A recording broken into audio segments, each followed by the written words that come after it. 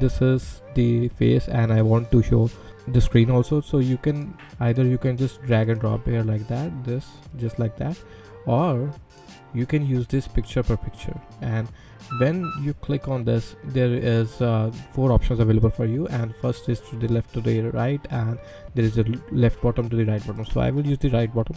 So this is how it will look like that.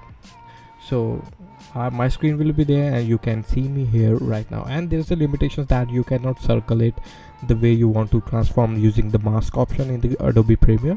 You cannot use that particular thing here. This is not that much tool available, but for the $9 per month, I think this is everything you need for, right?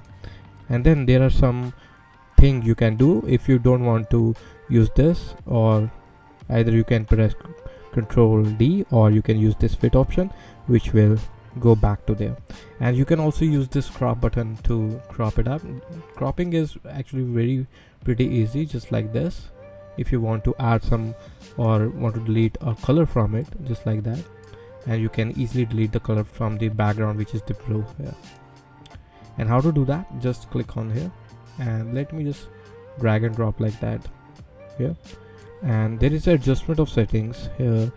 As you can see, there's the filters and there's effects part, and here there's the effects, which has the green screen option. So my color is not green, but you can set the color here, and there's only 3 color options they are available. If I check the blue, and as you can see, my blue background has been gone. So that's how you can easily use the green screen option here and select the custom color. So 3 color is being supported. First is red, second is green, and third is blue.